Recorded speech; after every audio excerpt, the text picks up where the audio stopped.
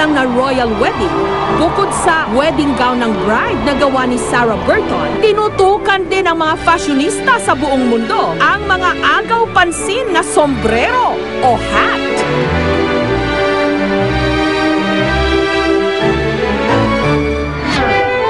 Sa England kasi, mahalagang accessory ang hat para sa mga babae.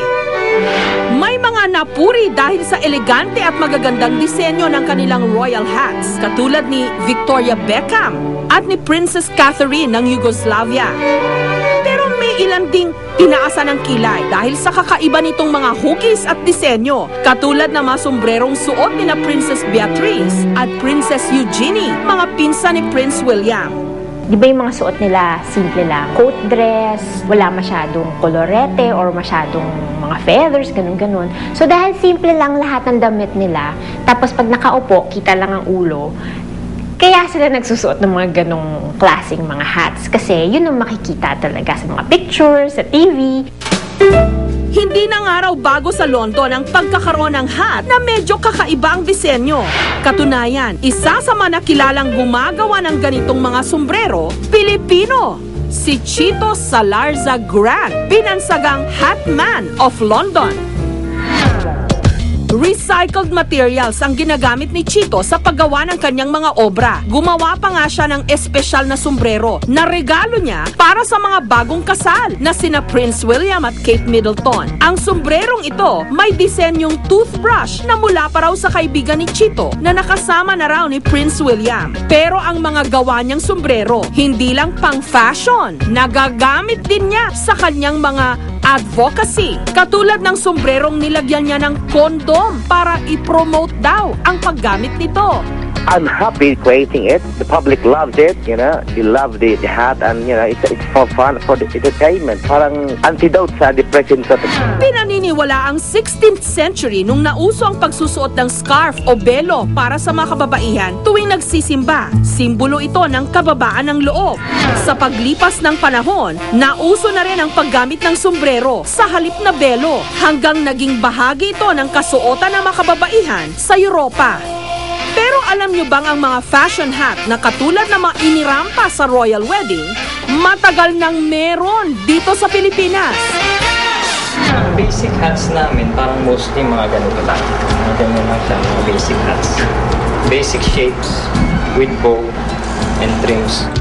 Dito sa Marikina, araw-araw gumagawa sina Alan ng mga sombrerong pang-royalty ang dating na ine-export nila sa mga bansa sa Europa, sa Africa at sa Amerika.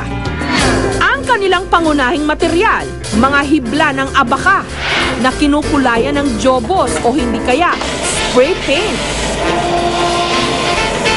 Ginugupit sa maliliit na parisukat at saka isinasalang sa hulmahan para magkahugis. Crown ang tawag daw sa bahaging ito ng sombrero na isinusunod sa hugis ng ulo. Pagkatapos, mano-manong pinagdurugtong ang crown at ang rim at lalagyan ng ibang accessories. Yung mga clients ko, sila yung nagbibigay ng mga designs. Tapos meron din naman kaming mga dinidesign na yun, yung mga ideas kinukuha namin sa mga fashion magazines. Sa isang linggo, nakakagawa raw sina Alan ng humigit kumulang 500 iba't ibang uri ng sombrero. Merong mga basic hat o yung mga sombrerong simple lang ang disenyo. Fascinator naman ang tawag sa mga maliliit na sombrerong ipinapatong sa ulo. At fashion hats ang mga sombrerong pinalamutian ng balahibo ng hayop at iba pang material. Meron din daw silang mga sombrerong panlalaki. In terms of fashion accessories, pag nagsuot ka niyan, parang ang bongga-bongga mo, parang ganon. Mauuso ba ang fascinators tsaka mga hats dito sa Pilipinas?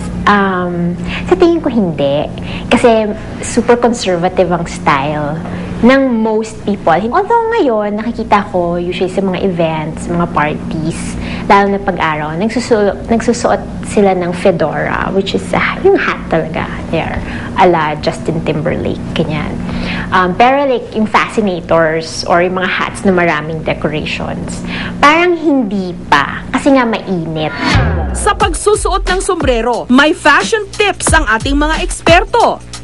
Kapag bilugan daw ang mukha, pumili ng sombrerong katamtaman lang ang haba ng rim. Kapag hindi naman daw gaanong matangkad ang magsusuot nito, gumamit ng sombrerong maliit lang ang rim. Sa paggamit naman ng fascinators, mas maganda raw kung nakagilid ang pagkakasuot nito sa ulo.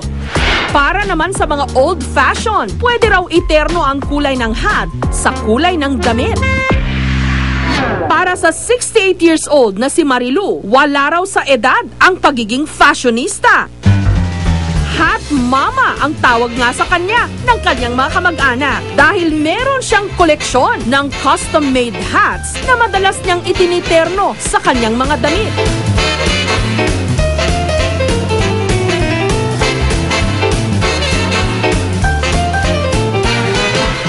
Ever since I was young, minalagyan na kasi akong hat or fascinator ng parents ko at lahat kami may freckles.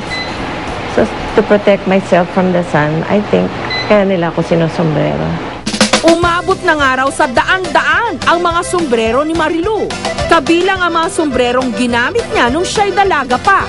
Nung nakita ko siya, gustong-gusto ko talaga. And then they told me, parang Afrikano yata yung gumawa. Basta tuwang-tuwa ako sa kanya na hawak-hawak ko siya sa aeroplano. Siya rin daw mismo ang gumagawa ng kanyang mga hat at fascinator gamit ang iba't ibang materyales katulad ng mga kabibe at balahibo ng ibon. Ang fashion hat na ito, gawa pa raw sa balahibo ng Blue Macao, isang ibon na native sa South America. Ang pagkahilig ni Marilu sa sombrero, ginawa na rin niyang negosyo. Gumagawa siya ng mga custom-made hat para sa iba't ibang mga okasyon. Isa sa mga ginawa ng special set ng fascinators ni Marilu, ang kasal noong October 2010. Vintage daw kasi ang napiling theme ng mag-asawa. I really like vintage because I just like yung era, the era before, and it feels so classic and romantic and elegant.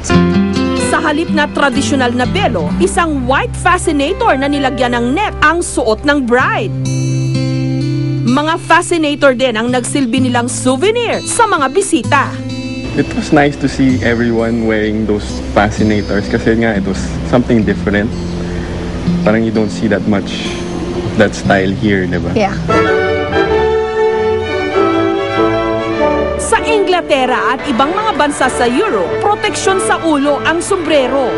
Lalo na kung sobrang lamig o sobrang init ng panahon. Fashion statement din, katulad nga ng sa royal wedding at iba pa nilang mga espesyal na okasyon. Dito sa Pilipinas, tila malabo pang mauso ang mga ito. Pero malay natin, bukas makalawa, baka ito na rin ang fashion trend.